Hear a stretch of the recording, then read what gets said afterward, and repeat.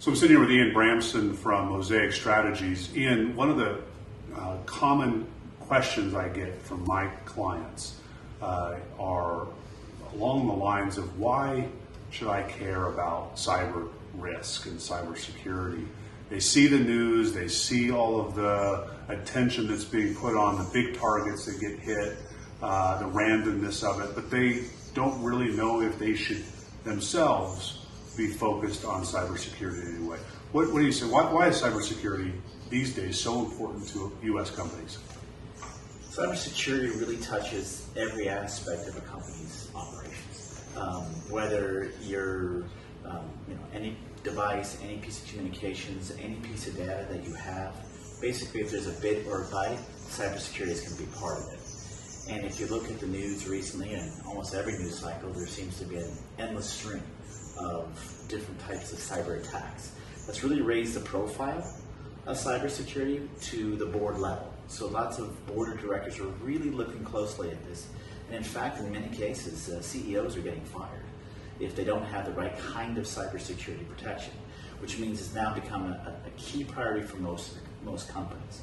And what they're realizing is that cybersecurity risk actually impacts all the different kinds of other risks that are out there. It impacts the legal risk, the brand risks, operational risk, competitive risk, strategic risk. All these types of things can be tied back to cybersecurity.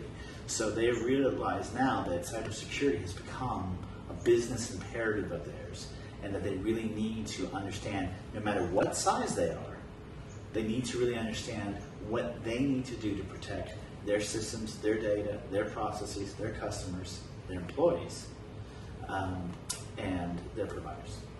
A lot of my customers and clients are collecting private information like credit cards, or for that matter, private health information.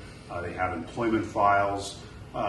Is there a size of a company? Is there a particular type of company that is at risk, or is there a particular type of industry that you're in that puts you at risk? Really, they all put you at risk. I've had customers come up to me who were 1 and 2 person shops. I've had all the way up to Fortune 50 companies.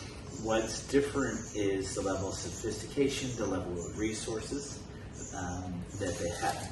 Different industries will have different, what we call risk profiles, meaning different kinds of bad guys are trying to get to them in different ways, but they all have to pay attention to it. And they all have to put what we call basic cyber hygiene in, which is just the blocking and tackling the basic stuff that you have to put in place to make sure that you're protecting yourselves and you can react very well when something happens.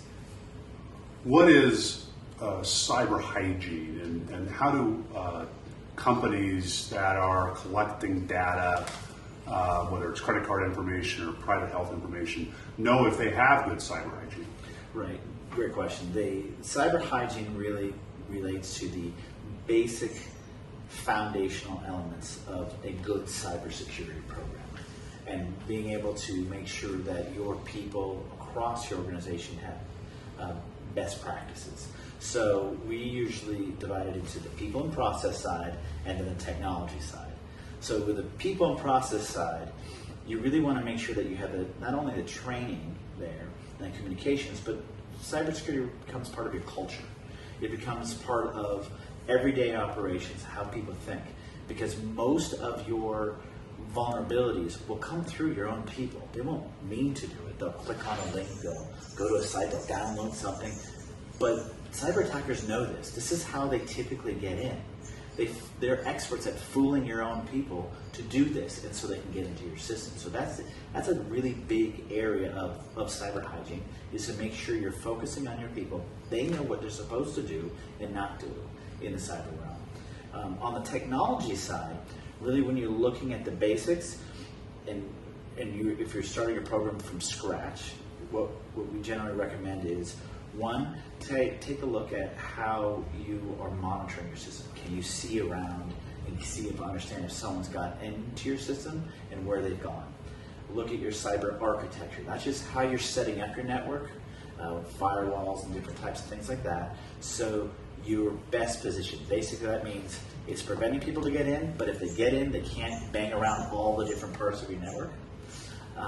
The third piece on that is talking about incident response. So security monitoring tells you that there is a problem, but incident response is how you respond and how you remediate and how you solve that problem. So you need to have that in. And the last two pieces on basic cyber hygiene we say is one is what we call vulnerability management.